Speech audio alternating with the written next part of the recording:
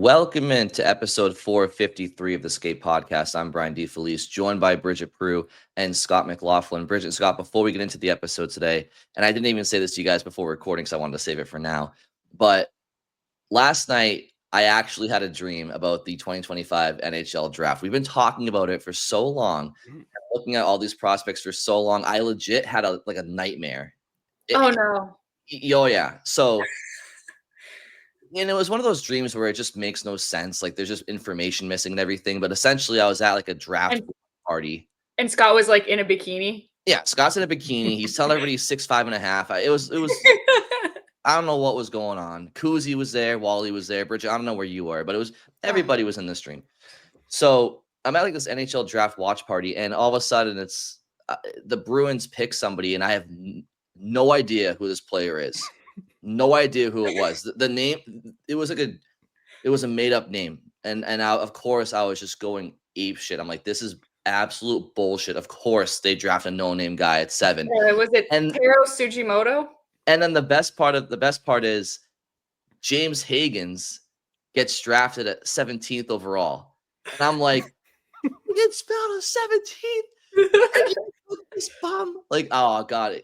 I hope it wasn't some sort of premonition or something, but the draft is now infiltrating my dreams. Let's get this over with.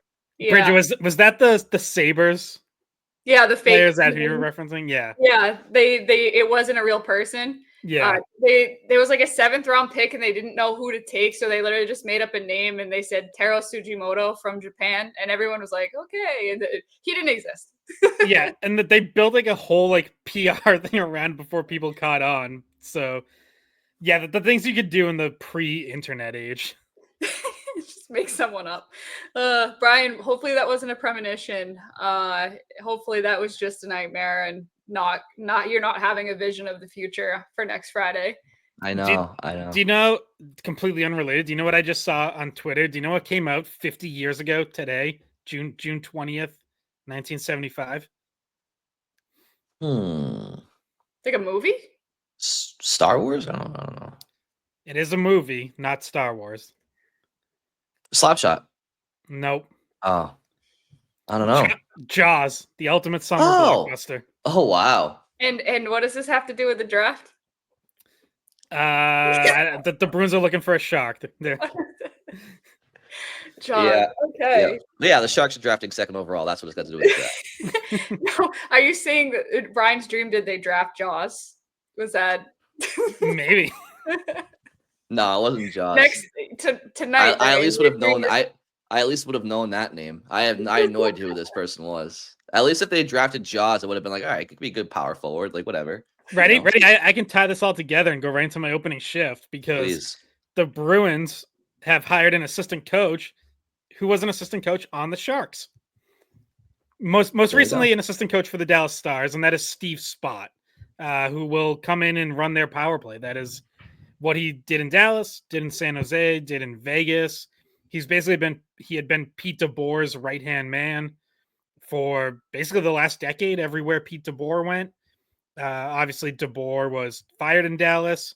I had read that the Stars were intending to keep all their assistants at least until they hired a head coach, and then the head coach would have some say in who stays, but I guess Steve Spott, preferred the certainty of going to a team that wanted him, and rather than, waiting around for a new head coach in Dallas.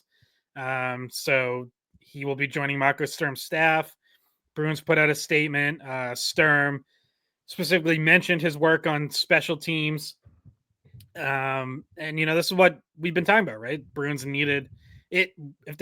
When they filled this final assistant coaching spot, it should be a power play specialist, and it is. And we can break down what Steve Spott's power plays have done. They've mostly been good, with some hiccups in there.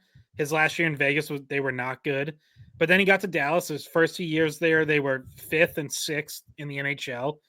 This past season, they were 17th, but there's some further context there. They got off to a really terrible start on the power play this season, and then really figured it out in the second half. And from January 1st on, we're 4th in the NHL at 28%. And that was with Miro Heiskanen out for a long stretch of that time. So Bruins now have their coaching staff filled out, and they have their new power play coach. Yeah, good old Steve Spott run.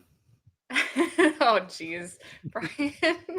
I've been thinking I saw the press release. Come on, it's a layup.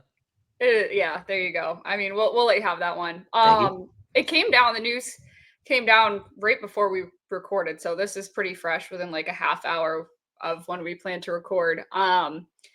So good news is it's a power play specialist, which everyone assumed it would be, but we'll get more into that. I will read one of Sturm's quotes about it. But Brian, do you want to go next, or should I? Sure, yeah. So basically, in the wake of the Stanley Cup Finals coming to an end, and I guess actually, Scott, that doesn't really have much to do with these players could have signed at any point, I guess. But it just so happens that they signed after the finals, I guess. But in any event, there's been some signings throughout the league and some trades and some movement. And most notably, I think Ryan Donato staying in Chicago.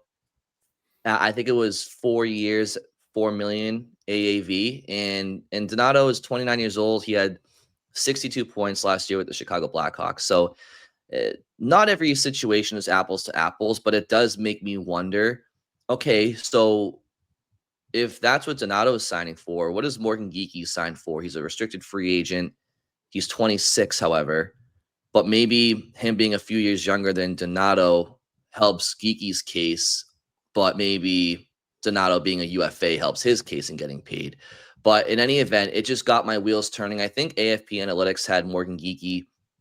I want to double check. I have it right here. I think they had him making $6.5 million a year for 4 years on this summer. I liked him around around 5.5, maybe 5.2, 5.5. But what do you guys? In our mock off season, we had him at 6 even. Yeah, or maybe did we go up to 6.25? I think it was around 6. And I remember, so when AFP Analytics put out their projections, their final projections, I saw that Geekie was 6.5, and I wrote something kind of projecting what I think their RFAs would sign for in the summer, or what I'd want them to sign for. This is before our exercise, and I had him at 5.25. So anyway, I just wanted to throw that out there with some news happening around the league. Like, have you guys gotten some more clarity on maybe what Geekie should sign for if Boston decides to retain him? Yeah, I think it's a good topic to get into, and maybe we start there after opening shifts. But yeah, because there's 2 comps that we were in the group chat talking about, two contracts that came up to guys that had similar points, and we'll just leave it at that for now and get more into it and what maybe leverage he has or doesn't have. And finally, my opening shift. And by the way, guys, we got to all of them in the first 10 minutes rather than like last episode. I think Brian's was at like 30 minutes in. Mine is just silly. Brad Marchand is having the time of his life. I'm sure people who are listening or watching us and follow the podcast are also probably seeing what we're seeing on social media of him just out gallivanting, having the best time of his life. I saw a video yesterday of, I'm not even sure, I couldn't see what player it was, like holding the cup up behind him as he was holding it up, because I don't think he would have been able to hold it. When the whole crowd at the outside the elbow room was yelling, "Thank you, Bruins." And so Marchand wanted to hold the cup up, but he couldn't do it by himself, so somebody else helped him with it.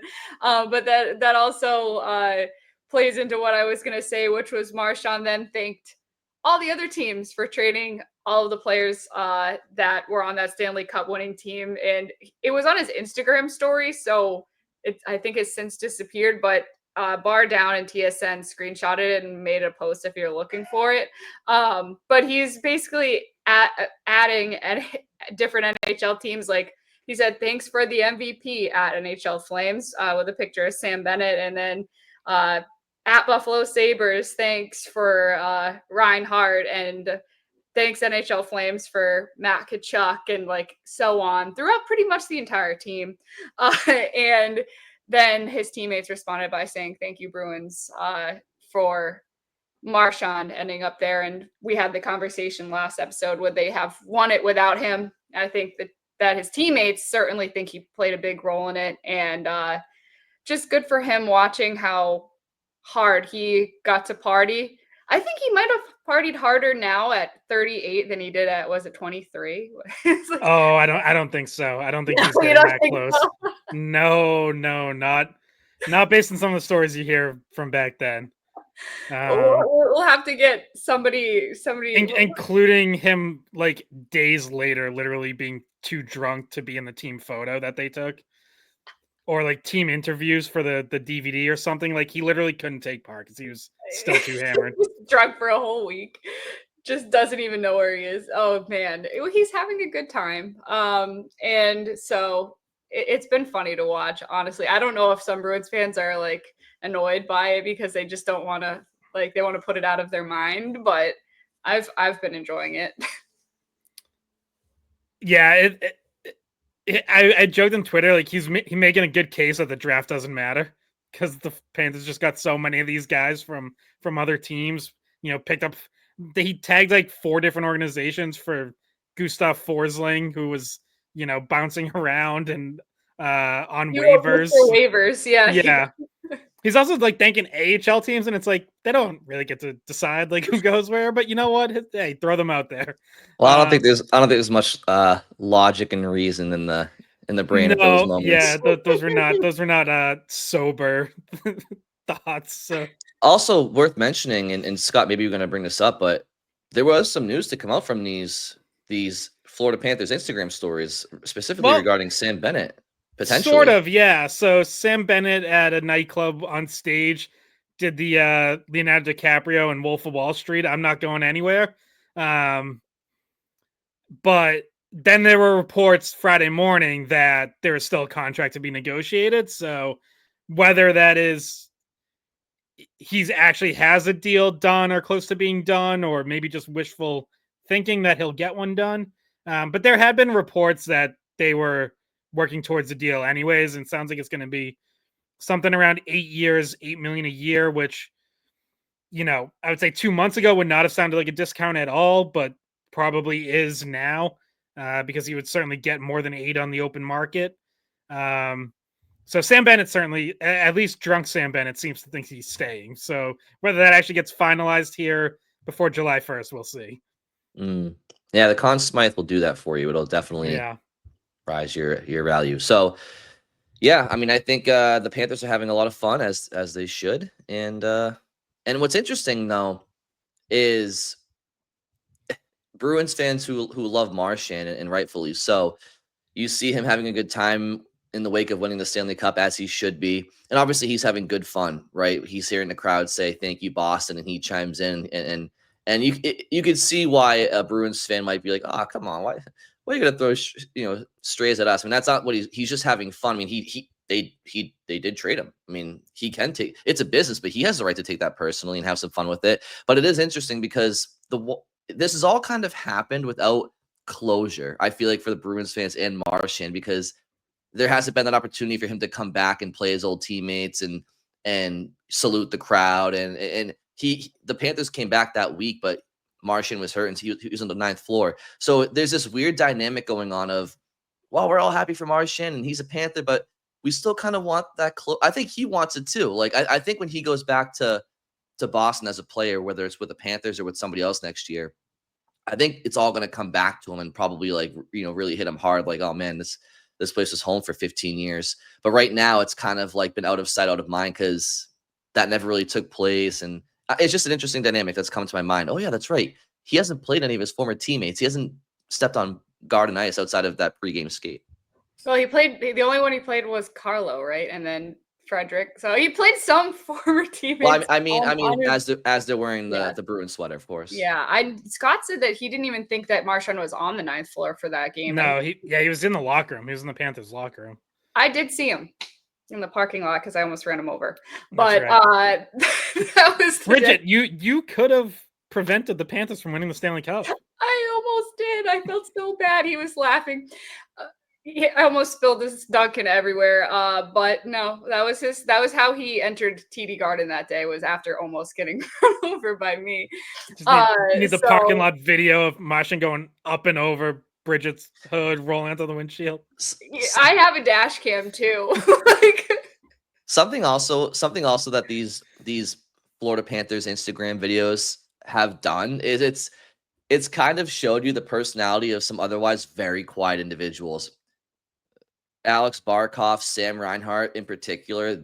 I don't think, now granted, we're not following the Panthers on a daily basis, of course, not our local team, but just in general, I think they're more quiet, individuals. They're more soft-spoken. Yeah, Paul Maurice even joked at one point about Sam Bennett. He said, like, he says 2 words all year. Well, he was, yeah, and Sam Reinhart in particular, who's soft-spoken, was very soft-spoken in Alex Barkov's Instagram video because he had no voice, and him and Barkov are just drunk rambling for like a 6-minute Instagram live. No coherent sense was being made, but it's good, good for these players to have a good time. Obviously, they're at the pinnacle of their sport, so good for them. But now it's actually funny too, because I'm watching these guys just partying away after winning back-to-back Stanley Cups, and I'm like, hey, the rest of the league has a head start on them, right? No, these guys are still going to be back in the finals next year, or close to it. It's they have the ability to turn it, get serious real quick once the party ends. Yeah, so if we want to transition to maybe some of the deals, because also while we're talking, we just got news of another deal. We don't know the details yet, but JonathanToews is signing with the Winnipeg Jets, his hometown team.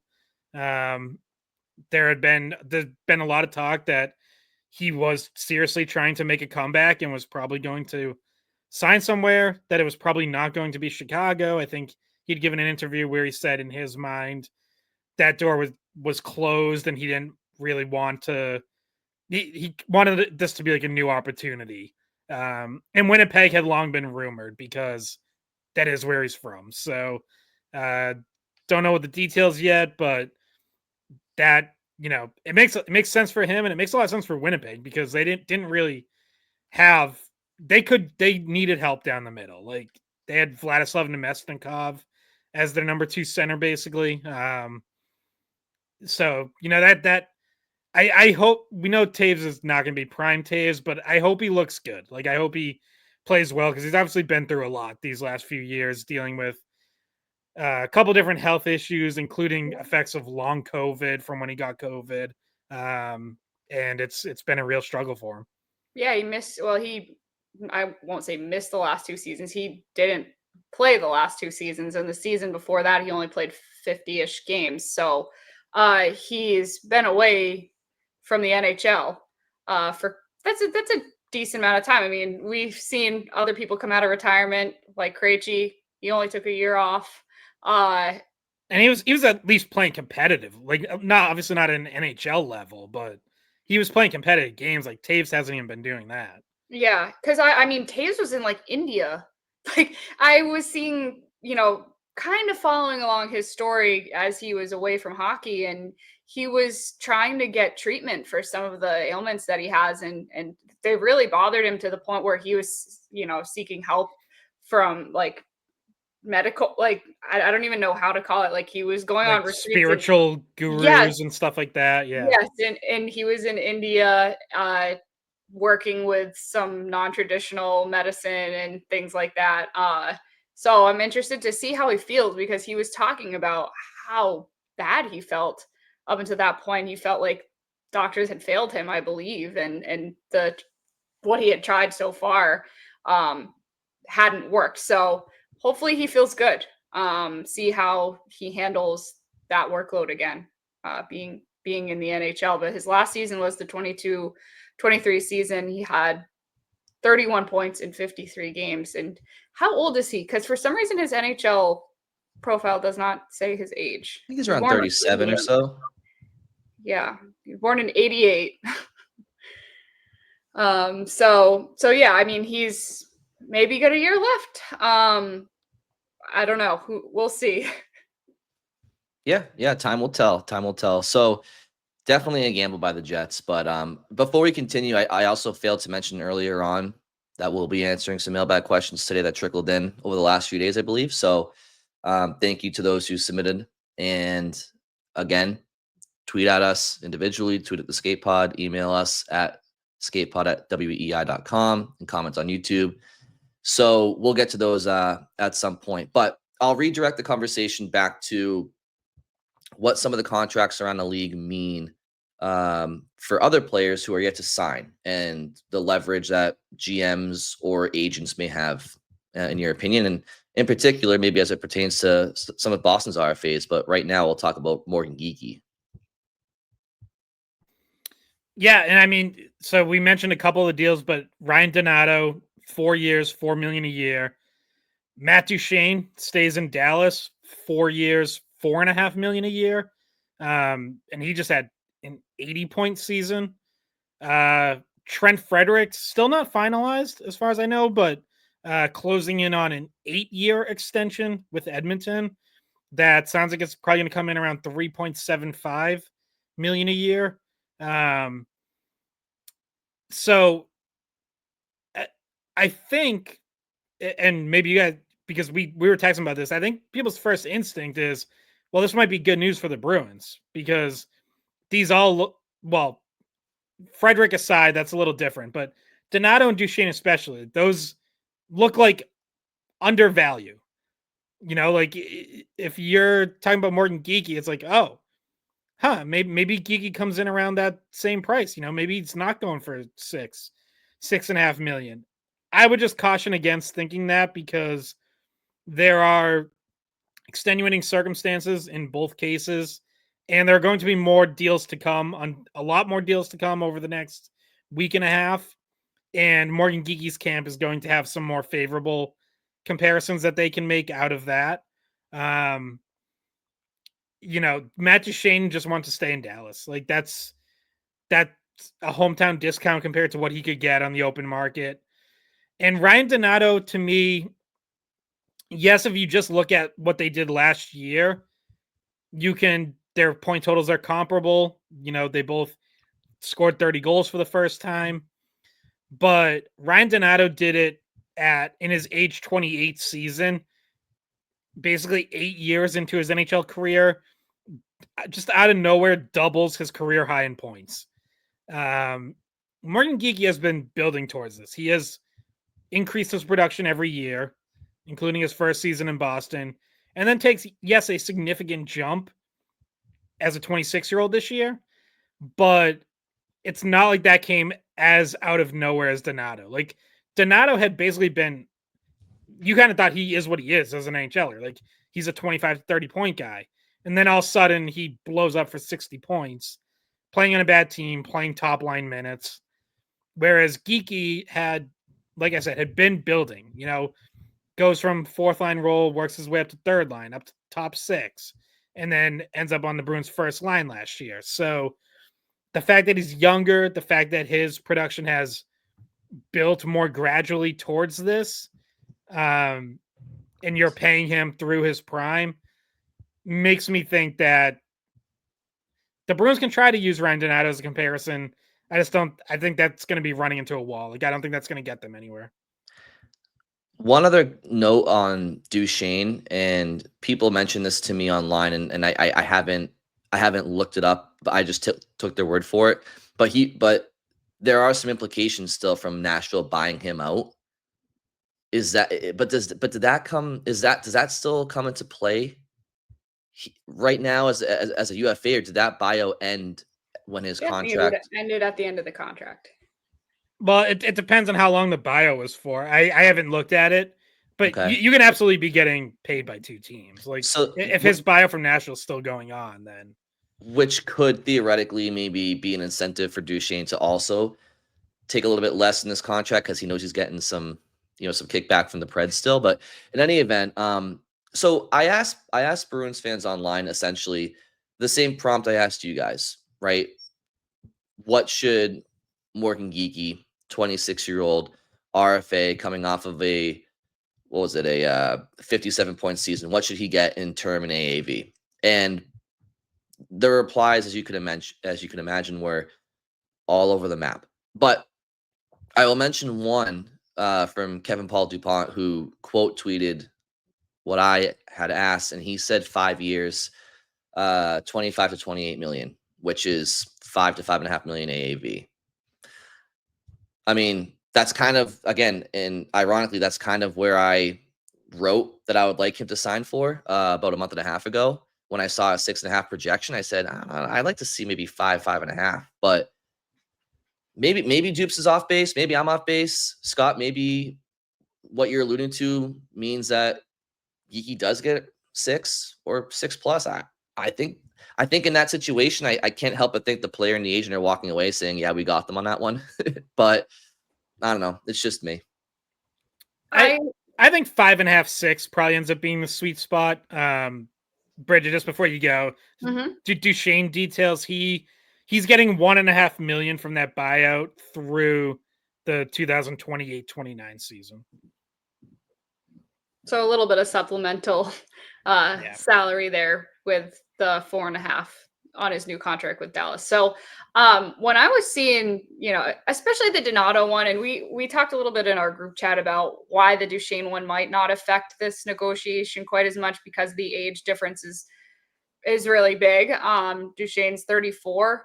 So Geekie being 26, they're at completely different points in their career where, Duchesne probably takes a step back during this contract because, like Scott mentioned, had an 82-point season and he's aging. So that kind of makes that one a little bit less relevant, I think. But the one I was looking at was Donato, because Donato had pretty much the same amount of points as Geekie last year. He had 31 goals, 31 assists, 62 points. Geekie had 57 points, so slightly less than what Donato did.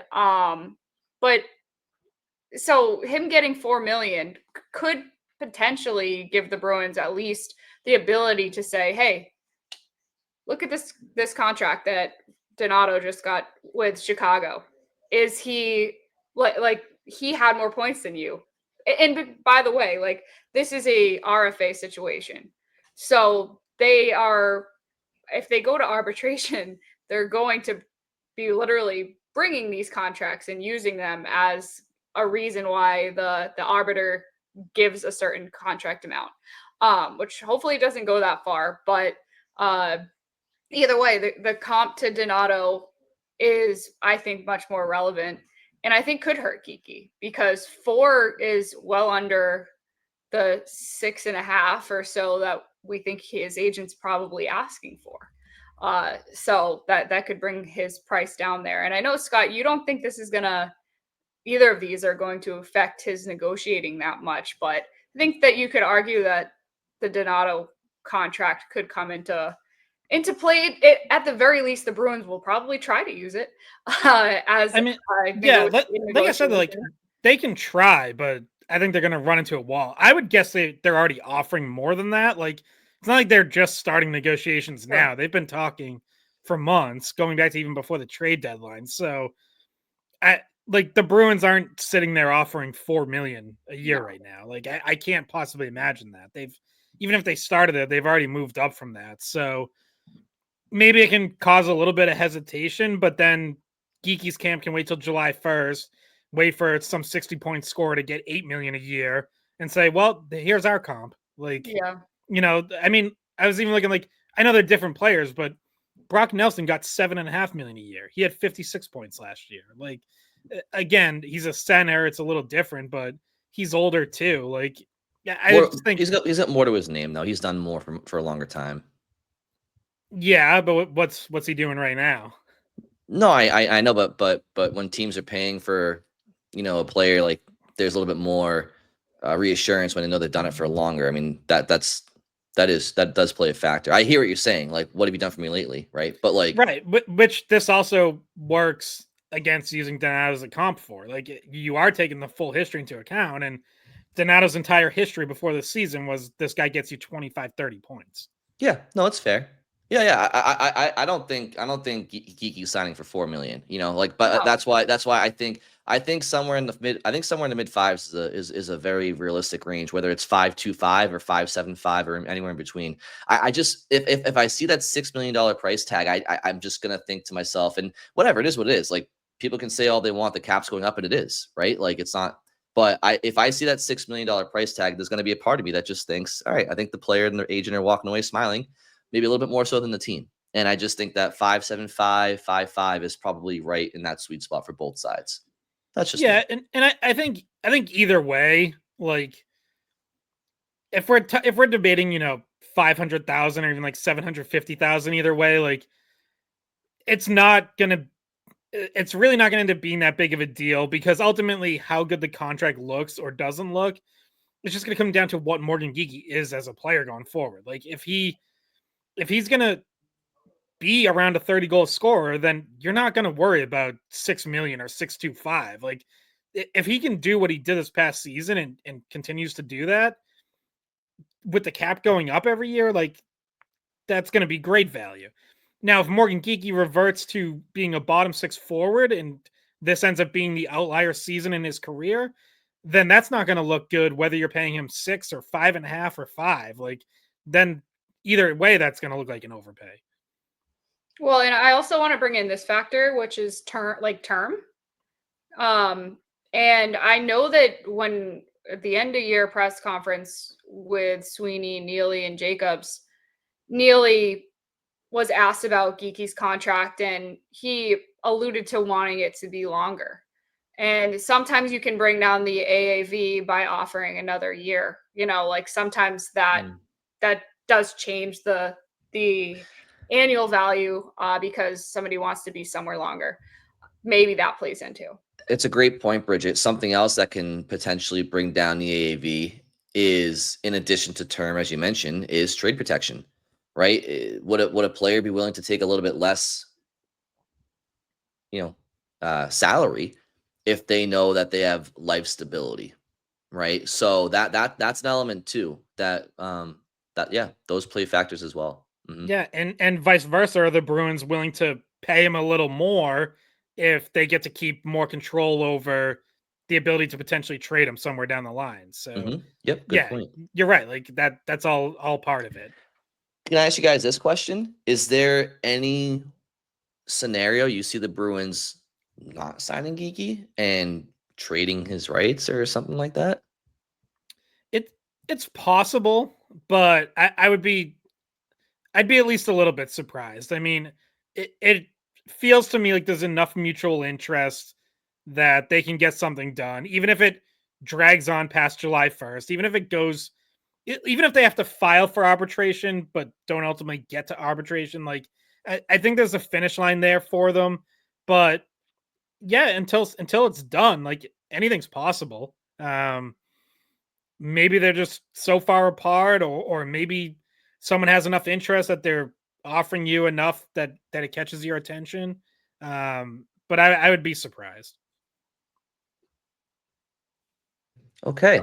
Ryan, are you alluding to maybe like a package, like use it, like trading his rights in like some sort of deal? Because we've had I just think everything's on the table about trying to trade for a center or whatever. I didn't know if that's I mean, I was just curious. Like, I just think until somebody's signed it, it's just fair to wonder, especially with a team like Boston, where it just seems like everything's on the table this year, but also, or this offseason. But at the same time, you haven't heard much on Boston's front.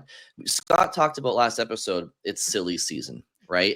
And that was in reference to some article we saw about maybe there being with the Islanders for the number 1 pick or whatever, something like that. Yeah, maybe it was just there was a lot. It ranged, right? But we were talking about that because it was really the only rumor and innuendo we had really seen about the Bruins this offseason. You see a lot of, for example, I think there's this Twitter account called, it might just be called NHL Rumor or something like that, and all day long, all they do is they just tweet out different things that different NHL insiders say on different forums and platforms. And you never, and it could be very loose. It could just be something like hearing hearing Carolina's interested in so-and-so, right? The most basic rumor, but I haven't even seen Boston's name in those things. So, we keep hearing about how this might be a really big summer for the Bruins, but it's almost like it's quiet. It's too quiet. So I just don't know what's up their sleeve. I expect them to sign Morgan Geekie. Don't get me wrong. And I want them to, for the right price in particular and the right term. I'm just saying, I just, until I see the summer play out, I think everything's kind of on my mind right now. I saw our friends over at What Chaos. They got some good reaction on social media yesterday because they were trying to do Jeremy Swayman to Edmonton trade ideas, and threw out like a who says no, and it was I don't have it up, so hopefully I get it right. But I think it was Swayman, Mason Lohrei, and Toronto's 2026 first round pick that the Bruins have to Edmonton for Evan Bouchard and Stuart Skinner. And it was like everyone on both sides was pissed about this idea. I mean, Bouchard and Skinner were the two guys in particular that I was just watching that game against. I'm like, these guys can't handle the heat against the Florida Panthers. Why would you want to bring them into Boston? And don't get me wrong, I see Bouchard's offensive skill and his ability to impact the game. I also see his ability to impact the game in a negative way as well. So it's so frustrating because when he's on, it's like, oh my God, like this guy is special. Like this is one of the most talented defensemen in the NHL. And then the boneheaded turnovers or defensive mistakes. It's just like, like how has he not cleaned this stuff up yet? Like he's just like he is one of the top 10 defensemen in the NHL, all around ability. But you're like, man, he would be in like the Norris conversation every year if he could clean that stuff up. Yeah, tell me why the Bruins would need to move that first round pick also for like. I feel like Edmonton's probably done with Skinner anyway, so I don't understand the Bruins actually giving up more assets there. Is it because Swayman had a down season? I mean that trade, I just wouldn't even. But okay, wait. So I don't know if we want to get to our mailbag because we did have a question involving a Swayman trade as well. This one keeps coming up because everyone knows that Edmonton wants to make a change in net. I do want to circle back though to Scott's opening shift first. That's important to get to. So, did you want to reset the table there, Scott? Do you want me to go for it? Yeah, you can go for it. Just talking about Steve Spott.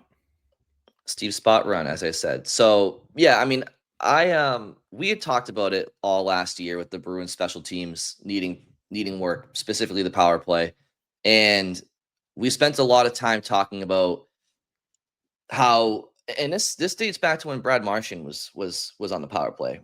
The power play was just too stationary in the offensive zone when they did have possession. A lot of times it was Pastrnak on his offside, Marchand on his offside. There wasn't enough movement, not enough shots through, not enough generation, not enough looks. But the other major downfall to the Bruins power play was their power play breakout and their zone entries. It killed them. If they lost the opening draw for a power play and the other team iced it, kiss the power play goodbye. And there's a lot of reasons for this, but one thing that we've seen in the last couple of years is whether it's Charlie McAvoy or Mason Lohrei, the puck gets iced down the other end. They retrieve the puck. They take the puck to the neutral zone uncontested, because penalty killers just back off. They give you your own blue line, right? And then Pastrnak would swing behind that defenseman and retrieve a drop pass. Try to come with speed and get the penalty killers on their heels. The problem is the other three forwards on the power play unit are stationed at the attacking blue line, and they're flat-footed. Usually two guys on each, blue line boards, and then probably somebody in the middle of the blue line. And the idea is for Pastrnak to come with speed and draw people to him and then just, dump it off to one of the flanks and then kind of set it up from there. But it's too stationary. You're not coming up with any speed. You're not coming up as a unit, and there's no options. So Pastrnak dishes the puck off potentially, and his teammates are flat-footed. They get attacked, or people just know Pasternak's going to do it, so they anticipate. Furthermore, if there is no play, you're taught to just dump the puck in and use the extra player to retrieve it. But his teammates, Pasternak's teammates, don't have the speed required to go downhill and retrieve the dump ins. So I bring this all back to the Steve Spott hire, because the best teams in the NHL on the power play, they have, if not 4, at least 3 players back to retrieve a nice puck, and they come up with together as a unit with speed and options. They back off the penalty killers. If they dump the puck in, they're already skating downhill, so that's how they get possession. This is what the Florida Panthers do.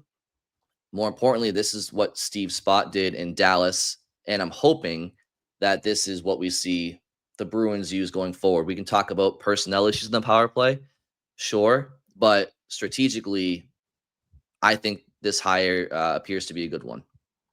What the Mighty Ducks did with the Flying V? Pretty much. So, I wonder what Emilio Estevez is doing these days if he wants to coach, but that's exactly what it is, actually. Yeah, no, with speed and options. Yeah, I mean, it's a good point, and like it should be so obvious, but yeah, unfortunately, like it didn't get fixed for the Bruins last year, and it's like I just like I can't even imagine that's how they were coaching it, because you're right, like it's so obvious that doesn't work, but yet they kept falling back into those habits. So, is that guys just, for lack of a better word, being like too lazy to come back and thinking like, oh, I'll just set up at the blue line? Like, but you're right, like it doesn't work. It needs to be a group effort coming forward. One other thing I would point out about Steve Spott's power plays is in both Dallas and San Jose, there was one specific constant in terms of those power plays' success during their best years, and that was having Joe Pavelski as a net front presence. Now, I don't think the Bruins are going out and signing Joe Pavelski, but I will be interested to see who their net front presence is, because I don't know if it's someone who's on the roster right now. But that has been an important part of a Steve Spott power play when it's been, during his best years. That's not to say that he can't adjust or that, you need a Hall of Fame level player at the net front, but it does seem like it's probably something he wants to use and is used to having as a go-to option, is someone in front who is really good at deflections on point shots, retrieving rebounds, just scoring those greasy goals in close. Yeah, and the Bruins don't really have that right now on this roster. Obviously, there's time to add somebody in free agency, so maybe you see that be a target. And who knows, this could be maybe somebody that's a bottom 6 guy, but gets power play time net front. Last year, they used Brazeau a little bit there. He's bigger, and he had stretches where he was good out in front of the net. They don't really have anyone right now that you could say fits in that role and does it really well. And we had talked about it when we did our mock off season, how Sam Bennett would fill that role. But if Sam Bennett is staying in Florida, then there goes that option for a net front guy. Now there's still people out there, I'm sure, that could be probably bottom 6 forwards that you throw there. But yeah, I mean, that would help. I mean, even regardless of who the Bruins hired as their new assistant coach to help the power play, having a good net front guy obviously helps your power play. Absolutely. So these are things we'll be looking for, right? Is that net front guy internal right now, or is he going to be external? But either way, I do think that systemically, I think that this is a good hire.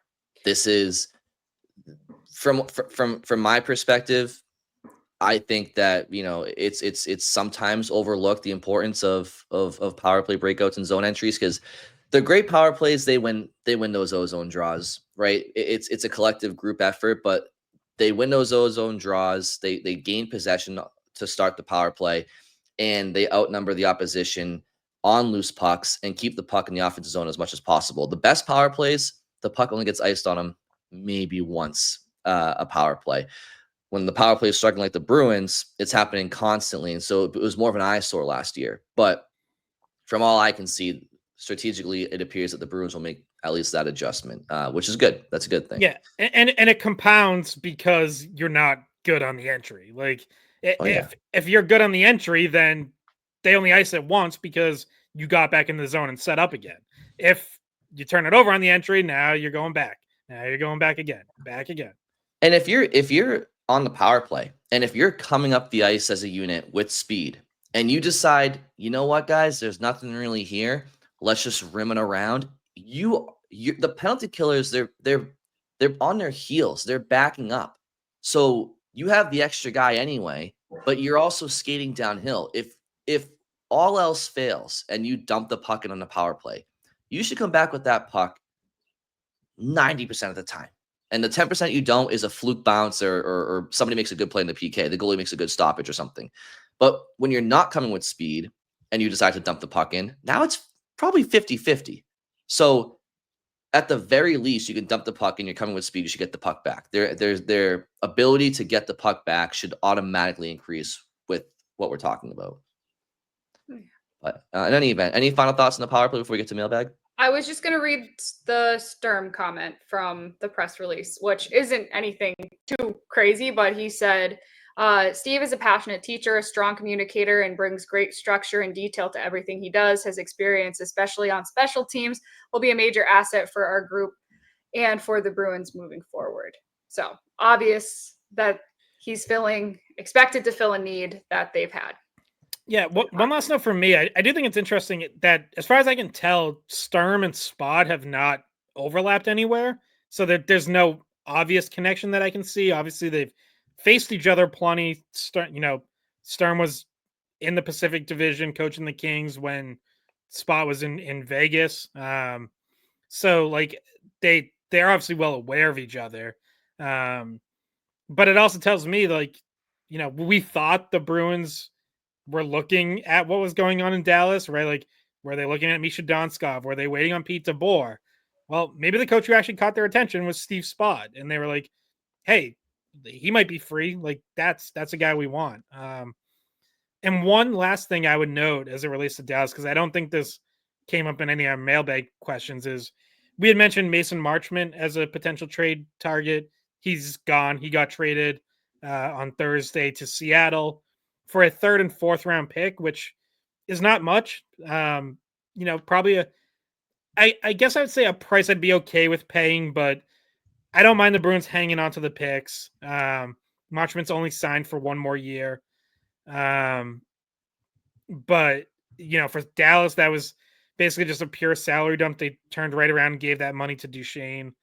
But I also wondered, hey, if the Bruins were talking to Steve Spott, at some point during that process, do they get insight on Marchment? Like, maybe it seems like it would have been a fair topic to come up, so not that like I think Spott would have had bad things to say, but maybe they might have come away thinking like, yeah, that's not really a guy we need. Like, we don't need to trade 2 mid-round picks to go get this guy. The irony of us talking about a Dallas Stars assistant coach this whole time, and Misha Donskov, and it was Steve Spott the entire time. Obviously, we were talking about Donskov as a potential head coaching candidate. But one final question for me, guys, is with the addition of Steve Spott, he's running the power play, we presume, and with Jay Leach coaching the defense, what do we see Chris Kelly's assignment being next year? Is he just going to help run the forwards with Steve and focus on the PK, or is the PK more of a Jay Leach?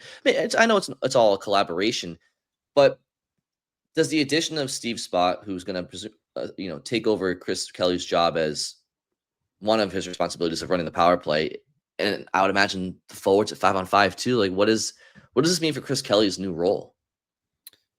Yeah, I don't know. I'll be interested to see. I mean, I will. One thing that's safe to say is Kelly will still be in charge of faceoffs.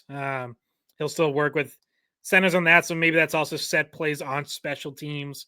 Kelly has been, before being an assistant coach, was in player development, so maybe it's something more along those lines where he's not coaching a specific unit, but it's like skill and development type stuff. Maybe he is an eye in the sky. Like, maybe he's not on the bench. So there's a couple different ways it can go, but I am interested in that and how it all shakes out.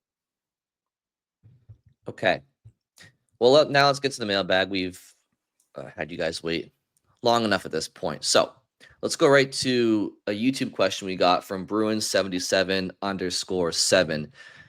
Do you guys think now will be a good time to see if the Oilers will bite and trade for Swayman, given both Skinner and Picard didn't look too good in the finals? Obviously not sure how the cap will work for both sides, but it should free up money for the Bruins. Also, trade Swayman before his no trade clause kicks in after this upcoming season. And while his stock is a bit higher after the World Championship, I know some folks think he is a piece of the cornerstone for the future, but the results so far just doesn't justify the 825 cap hit. So, I mean, Bridget and Scott, this has been, in a way, the biggest question surrounding Swayman is if the Bruins are going to try to move him, it's got to be in the next calendar year. And do they want that to be in the middle of a season to see if he does bounce back or not? And if he doesn't, then who's going to want him then? And if he does, then why would you trade him, right? So it's almost like there's a good argument to be made that if you're going to trade him, you might as well do it before the season where he's still kind of an unknown to everybody, and everybody would kind of take a risk, whether it's the Bruins keeping him or trading him or somebody taking him on. So that's fascinating. And then if you do move on from him, okay, who's coming up to replace? And so that's the concept behind moving Swayman. You move him now before his no trade kicks in after the season. But if you wait too long and you decide to move him, now it might be really tough to move him. So add to that the Oilers element of the question and take it away. Yeah, to me, it would just come down to like how desperate are the Oilers, because this is not, it's certainly not in free agency. It's not a good goalie market. There's not much out there. Trades, like, yeah, they can come up, but if you're a team that really needs a goalie, like, you might have to make it happen. And so the way I look at it, if I'm the Bruins, is I would not just be dumping Jeremy Swayman. And that comes from, I think I've said this before in here, like, I do think he's going to bounce back, and I think he's going to be fine. I think he's going to be a good to really good NHL goalie for the majority of this contract. Just because I do believe in his talent. Like, yeah, I think mentally, physically, there were things he just didn't get right last year that you need him to correct. But I still believe Jeremy Swayman is a good goalie. And so I would not be rushing just to trade him in like a salary dump or a contract dump. I would not be doing with Swayman what the Red Sox just did with Rafael Devers, where you get this underwhelming return because you just wanted to get rid of the contract. But if there's a team out there, Edmonton, that is desperate enough to give me like a real valuable package in return, and I don't know exactly what that looks like, I don't know who it involves, then I'm listening. But I would say, like, if you're having those talks and you're Don Sweeney, you should be approaching that as if you're the one in the position of strength. You're the one who has the goalie that a legitimate Stanley Cup contender wants. So act that way. Act like you have a valuable asset that the Edmonton Oilers want. Don't act like you're down on Swayman and you're kind of just trying to get rid of him. Yeah. I mean, but to me, the problem with the Edmonton side of it, and obviously Edmonton comes up because they seem like they are desperate, and they are, not every team needs a goalie, right? Like, not every team is as desperate as they are. Some people are very happy with what they have in net. The problem is when you trade Swayman away, you're going to need to get more than likely going to need to get a goalie back, because if you look at what the Bruins have behind him, it's Korpisalo. And who knows, because DiPietro, we talked about this, he's a free agent. So you look down to Providence and you wonder, what do they have now if DiPietro gets picked up at some point this offseason? And I mean, they still have Bussy, but Bussy has not been the number one goalie in Providence. the past season, and maybe even longer than that, Scott. I don't know exactly how long it's been, because Bussy started out pretty strong when he got there, but I know Michael DiPietro had been considered the better goalie, at least for the last year. And then there's some younger guys who we talked about coming up that have no NHL experience. They're actually still in college, like Philip Svedback and potentially Albin Boya, who is a free agent who will be at Bruins development camp, who is not signed by anyone. So he's not even in your system technically. He just there's just interest there. So you'd be in a really tough situation. You don't have an internal solution, is what I'm saying. So you would need to get a goalie. And if that goalie is Skinner, I don't know. You guys watched him. We watched the playoffs. We've seen what he is like. Would you rather, like, does that sound like an experience you want to have? Well, I don't think, if you're trading away Swayman, I don't think the idea is you immediately turn around and get your number one goalie of the future somewhere. Like, to me, the idea would be you willfully take a step back at that position, and whenever you're close to contending again, you kind of figure out goaltending as one of the last pieces. Now, if you stumble onto something in the meantime and you find that guy, great. But like, I think for the time being, you just piece it together. So whether that's a Korpisalo Skinner tandem, whether it's DiPietro getting a look, like, I think you fill in the rest of your roster and you start building everything else, and then you kind of cross the goalie bridge when you need a legit number one goalie. Yeah, and I think ultimately the best way that I can answer this question is there's risk in holding on to Swayman and him, and last year not being the outlier, and maybe he's just not as good as everybody thought he was, and including the Bruins. But the best outcome for the Bruins is undoubtedly that Jeremy Swayman bounces back and is the goaltender that is worth the 8.25 cap hit going forward. So best case scenario for the Bruins is not trading Swayman for Ryan Nugent-Hopkins or this or that. It's that he does become one of the top 10 goalies in the NHL year in, year out, maybe better, right? That's the goal. That's the risk, but that's the hope. I think that's the best outcome for the Bruins possible. I think if he plays up to his capabilities and he plays up to his contract, then no one's talking about the contract, right? So that's what I'm hoping happens. I think that's what the Bruins are hoping happens. I just think that I unless they get wowed or blown away, I think like Scott may have said, I just don't think it's a realistic thing for the Bruins, because the alternative is, okay, then who, right? So it's tough, but I think they're going to try to stick with him. Speaking of the Oilers, what did you think of Connor McDavid's postseason press conference where he talks about, staying with the Oilers and what they're building towards and all that, but then drops the "with that said" and says like he has to do what's best for his family? And the question, the context was about him having 1 year left on his contract. Lot of people getting excited about that comment. I think the most notable thing that he said was, "I'm not in any rush." And look, he's under contract until he's under contract for, right? So if the team might have to make a decision on him, but before that, like the team has to think about losing him for nothing. McDavid doesn't care if they lose him for nothing, right? So if he decides to take them until July 1 of 2026, it's his right. And if that means that the Oilers hold on to him for the end of the 25-26 season, and he ends up leaving Edmonton for nothing, that's not his concern. That's the team's concern. So if you're the player, he probably has no problem waiting as long as possible to see how the team's looking going forward.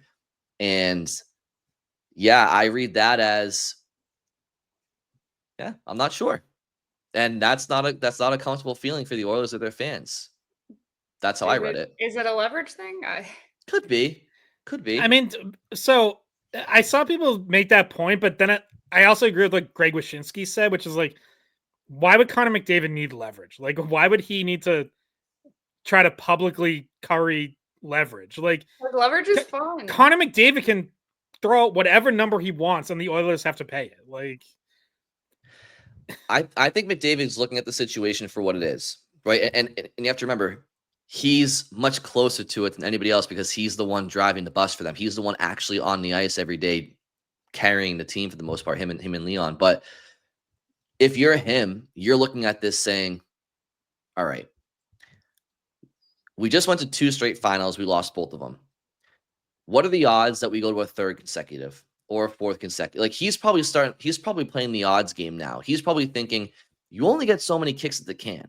And are my odds better going somewhere else where somebody else gets their first couple kicks at the can than staying with the Oilers and getting our 5th and 6th, 4th, 3rd, 4th, 5th, kicks of the can? And I also think he's looking at the Oilers and saying, if we are going to go back to the finals for a 3rd or 4th or 5th straight year, is the roster good enough to do so? It obviously seems like they can get through the West, but I don't know. I think he's very well aware of their team's flaws. If they don't address the goaltending situation, or they don't beef up their blue line a little bit, he's probably looking at his team saying, you know what? Even if we do get through the West again at some point, we're not going to get through the best of the East. And even out West, guys, I think the Avalanche have more to give. I think Cale Makar and Nathan MacKinnon aren't done being heard from yet. And people forget just how good Cale Makar is over there. He is the Connor McDavid on the blue line. So, I mean, I could easily see the Avalanche taking a couple of runs to the Cup Finals in the next couple of years instead of Edmonton. Or, maybe the Kings squeak by and get a run in. Or maybe Dallas finally breaks through. So, it's not a guarantee that the Oilers keep making it back to the finals. And I think McDavid's just looking around being like, maybe our best chance is already passed. And maybe my best shot is going somewhere else. So I think there's a lot that's going through his mind right now. And I think when he says I'm not in a rush, I think he means it. I think he's gonna let time play out and see, and then reassess. Like, because he did say what matters most to him is winning. So if he doesn't think the Oilers are the best chance to win, maybe he doesn't stick around. And he's probably also in a very down emotional state after losing the 2nd Stanley Cup in a row, and maybe feeling like that hopeless feeling of like, well, I don't want to do this again, maybe you don't put a whole lot of stock into one little phrase said while he was upset after losing another Stanley Cup. So let's humor me a little. Oh boy. Let's say, all right, he takes a couple weeks, takes some deep breaths. Sometime in July, talks to the Oilers and says, I'm not going to sign long-term. Let's see if we can figure out a trade that makes sense for both of us. He has a full no-trade clause. Let's say he gives the Oilers a list of teams that he would be interested in going to, and the Boston Bruins are on it. You're Don Sweeney. What do you offer? Is there any limit? Like, is there any point where you would say, no, that's too much? Yeah, I mean, Husnudinov, obviously. So we'll start there. I mean, they're gonna want Pastrnak. Right. I think that's the starting point. Yeah. They're gonna want Swayman, so put that in there. But if it's like Pastrnak, Swayman, 2 future first-round picks. I mean, ultimately, and then you have to give McDavid like 8 years, probably $16 million a year. Yeah, I mean, ultimately, it's like you still need a team around the guy, right? Like you still need to support McDavid. He literally can't do it all himself, right? So you got Morgan Geekie thing, you got the good Elias Lindholm, Morgan and Husnudinov. Perfect, Husnudinov there. Still, you didn't trade him. That's true. I don't know. I just think it's it's a fun question, Scott. It's so it's not happening. So it's just silly season. But let me move on to our next mailbag question because we actually are running up against it. So let's try to get at least maybe 2 more in if we can.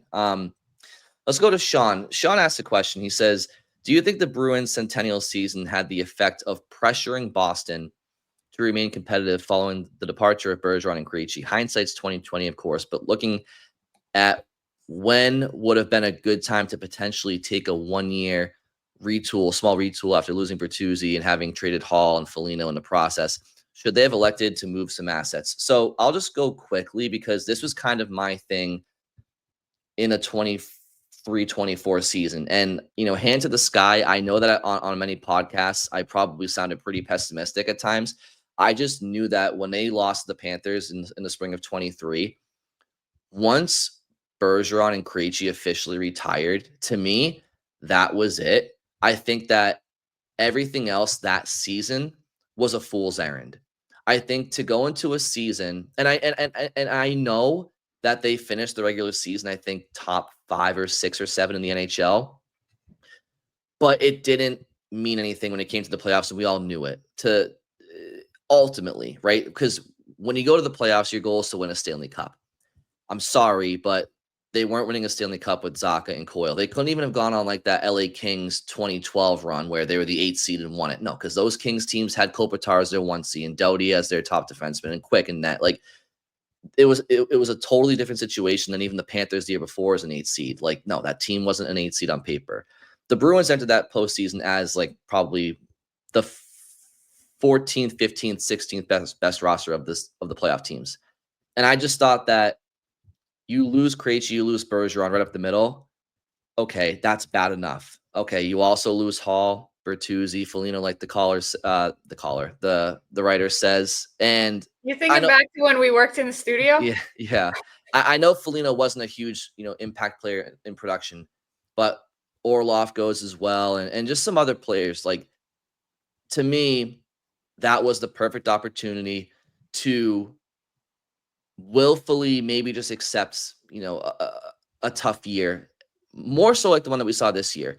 But to the crux of the question, I absolutely think that, yes, I don't think that ownership wanted to be embarrassed during their centennial season. I think they wanted to put out a competitive team for just that. It's tough to celebrate 100 years when you're one of the worst teams in the NHL. And I felt that way then, and I think it probably led to me being a little bit down on the team and pessimistic because I thought they were being very short-sighted. And that's how I feel about it. I do think that they didn't have to do all the money ball that they did, right, to try to get back to the playoffs. I think they didn't have much money to spend, but they did try to patch together a team that was competitive, and I do think a lot of it was in part to it's 100 years of Bruins hockey. We don't want to be embarrassed. And I can't help but shake that feeling. I really wanted Bergeron to play that centennial season. To me, that would have felt like, because I still think he had gas left in the tank. And then that would have then put this year as the bad year anyway. He would have finished that centennial season out.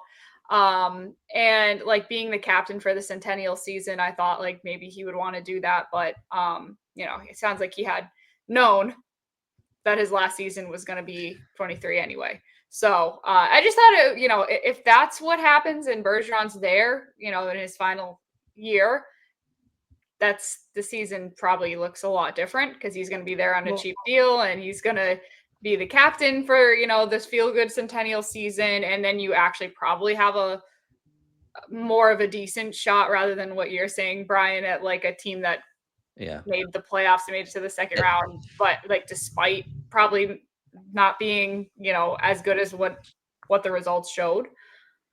And I agree with that. Like when Bergeron retired, that was the day I was like, okay, like let's just let this season happen organically the way it should. And I don't think they did anything crazy to stay competitive, but it just, I don't know, the way I guess that's my point is like, what did they do that was like a win now type of move or like set them back moving forward? Like that Kevin Shattenkirk and James Van Riemsdyk were 1 year, $1 million deals.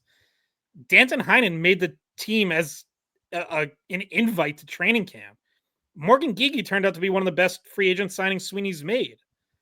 So it's like they took very small chances. They really didn't do a whole lot.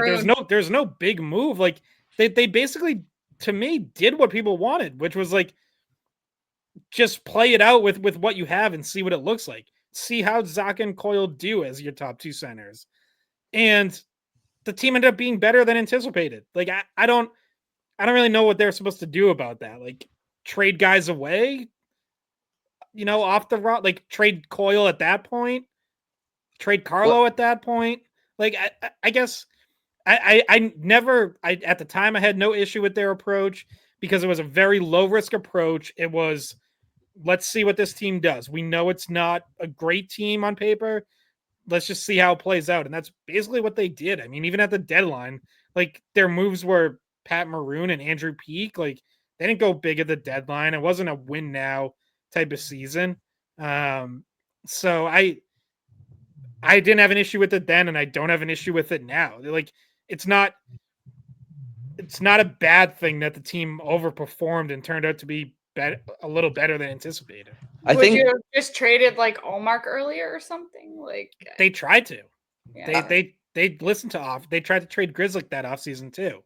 And I mean, you can say maybe they should have just given those guys away, but they didn't want to do that. They wanted, if they were going to trade them, they wanted to get actual value in return. And again, I don't fault them for that. I wouldn't have given Linus Allmark away after a Vezina season. I think you bring up a good point though as well, Scott, because they could have entered that season, Neely and Sweeney, thinking we didn't replace Bergeron and Krejci, and Zacha and Coyle might take us to a bottom 10 finish for all we know.